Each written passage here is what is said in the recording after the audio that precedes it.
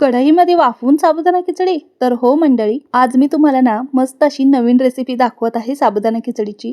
कढईमध्ये ना साबुदाणा वाफवून मऊ लुसलुशीत मोत्यासारखी फुलणारी, चिकट न होणारी, अगदी टिफिनला जरी नेली ना उपवास असताना तरीही दिवसभर मऊ राहणारी साबुदाणा खिचडी कशी करायची ते दाखवणार आहे. मार्गशीर्ष महिना चालू झाला आहे आणि गुरुवारी ना महालक्ष्मी आईचे उपवास असतात. माझ्या घरी तर आम्ही सर्वजण उपवास करतो. तर तुमचाही असेल ना, मग मार्गशीर्ष महिन्यामध्ये नवीन पद्धतीने खिचडी करूनच पहा. अगदी 10 मिनिटात ही खिचडी तयार होते. या पद्धतीने तुम्ही खिचडी केलात ना, अजिबात खिचडी तुमची बिघडणार नाही. दिवसभर मऊ तर राहीलच. घरात प्रत्येकाचा उपवास असतो आणि टिफिनसाठी जर ही खिचडी द्यायची असेल ना, तर 100% गॅरंटी देऊन सांगते, अशा पद्धतीने खिचडी करूनच द्या. दिवसभर मऊ मोकळी लुसलुशीत राहते. ते मी साबुदाणा रात्रभर भिजत ठेवला होता. साबुदाणा भिजण्यासाठी 5-6 तास पुरेसे होतात.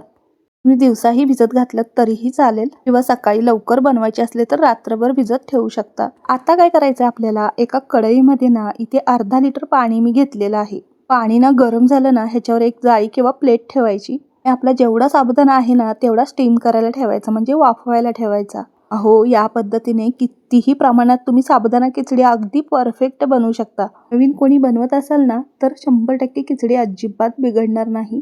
त्याचबरोबर चिवट वगैरे खिचडी आपली होते, दिवसभर मऊ राहत नाही. पण या प्रोसेसने ना खिचडी अगदी दिवसभर मस्त मऊ राहते. आणि ना अशा पद्धतीने साबुदाणा वाफवून घेतलेली खिचडी ना चवीलाही अप्रतिम लागते. तर 10 मिनिटं मी साबुदाणा छान असा वाफवून घेतला आहे. बघा, एक आणि एक दाणा आपला टपोरा फुलला आहे. दिसायलाच किती छान वाटत आहे बघा. अगदी एक आणि एक साबुदाणा मोत्यासारखा फुलला आहे. काही वेळेला साबुदाणा कच्चा राहतो आणि जास्त परतल्यामुळे चिवटही होतो. पण अशा पद्धतीने खिचडी केली ना, अजिबात तुम्हाला वेळही लागणार नाही आणि कितीही प्रमाणात केलात ना ती खिचडी छानच होईल. त्यामुळे अशी वाफवून घ्या एकदा. अगदी 1 किलोची जरी खिचडी करत असाल ना तर या पद्धतीने वाफवून घ्या. तुमची खिचडी नेहमीपेक्षा चांगलीच होणार.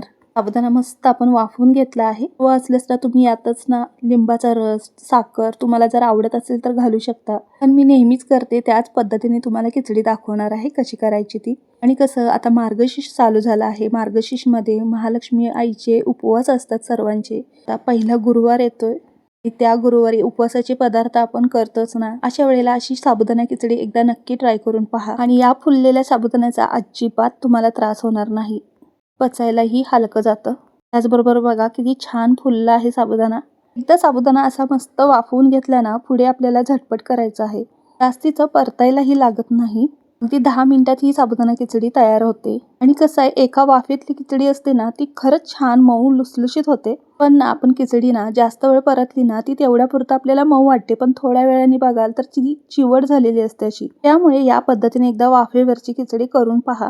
खिचडीसाठी इथे 1 वाटी मी शेंगदाणे भाजून घेतले आणि छान असे मिक्सरला फिरवून घेतले. भाजलेल्या शेंगदाण्याचा कूट आपल्याला जाडसरच ठेवायचा आहे नेहमीप्रमाणे. आता काय करायचं आहे, कढई ठेवायची. कढईमध्ये मी 1 ते 1.5 पळी तेल घातलेलं आहे फक्त. मी या ठिकाणी जर तुम्हाला तूप हवं असेल तर घालू शकता. जिरं टाकलं. जिरं जर उपवासाला तुम्हाला चालत असेल तर घाला, नाही घातलं तरी काहीच हरकत नाही. जिरं फुलल्यानंतर इथे मी बटाटा टाकला आहे. तुम्हाला उकडवून खिचडीमध्ये बटाटा आवडत असेल तर तुम्ही टाकू शकता. पण अशा पद्धतीने एकदा कच्चा बटाटा परतून खिचडी करा, खूप छान चवीला होते. बटाट्याचं साल काढून बारीक चिरून घेतला होता बटाटा आणि तोच यामध्ये टाकला. अशा पद्धतीने बटाटा लगेच शिजतो, जास्त वेळ लागत नाही. अगदी तेलामध्ये फ्राय केला की 2 मिनिटात शिजतो तो.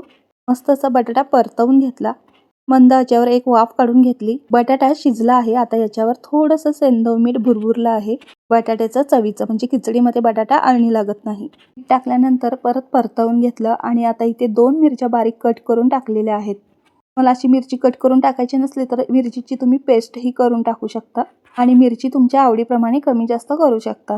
मिरची टाकल्यानंतर 1 मिनिटभर परत परतवून घेतलं. बटाटाही आपला छान शिजला आहे, मस्त मऊ झाला आहे. त्याचबरोबर मिरचीलाही पांढरे डाग पडेपर्यंत आपण परतवून घेतली.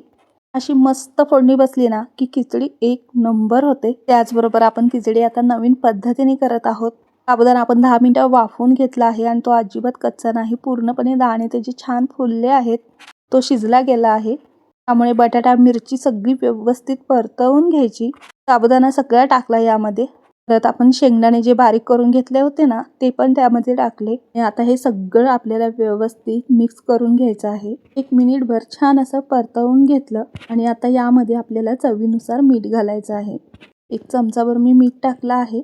आधीही बटाट्याच्या चवीनुसार आपण मीठ भुरभुरलं होतं, त्यामुळे मीठ टाकताना वेताने टाकावे. त्याचबरोबर आपल्याला आता इथे तुम्हाला जर लिंबाचा रस, साखर वगैरे काय आवडत असेल तर ते टाकून घ्यायचं आहे. मला तिखट झणझणीत असं खायला आवडतं, गोड अजिबात नाही आवडत, त्यामुळे इथे मी साखर वगैरे काहीच टाकत नाही.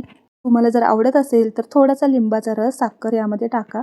आज मी तुम्हाला एक नवीन पद्धतीने खिचडीची रेसिपी शेअर केली आहे. आधी मी स्वतः ट्राय करून पाहिली आहे, खूप छान झाली. म्हणून आज मी तुमच्यासाठी उपवासासाठी खास खिचडी रेसिपी शेअर केली आहे. तर तुम्हालाही आवडेल, नक्की करून पहा. 100% गॅरंटी देऊन सांगतो, अजिबात खिचडी बिघडणार नाही. तर मंडळी, ही रेसिपी तुम्हाला आवडली असेल तर नक्की लाईक करा.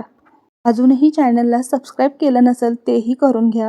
आणि ही रेसिपी तुम्ही कुठून पाहत आहात, कुठल्या गावातून पाहत आहात किंवा शहरातून पाहत आहात ते नक्की मला कमेंट करून सांगा.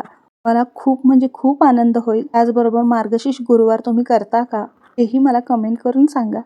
पहिल्या मार्गशीर्ष गुरुवारच्या तुम्हाला मनापासून शुभेच्छा. मार्गशीर्ष महिना म्हणजे अगदी प्रसन्न वातावरण आणि मला मार्गशीर्ष महिना म्हणजे खूप खूप आवडतो. माझ्या घरी सगळ्यांचे उपवास असतात, अगदी लहान मुलांपासून मोठ्यांपर्यंत आमच्या घरी उपवास असतात. आणि उपवास म्हटलं की साबुदाणा खिचडी तर आलीच. आणि अशी छान मोकळी मस्त दाणेदार फुललेली मोत्यासारखी टपोरी साबुदाणा खिचडी असेल तर एकच नंबर.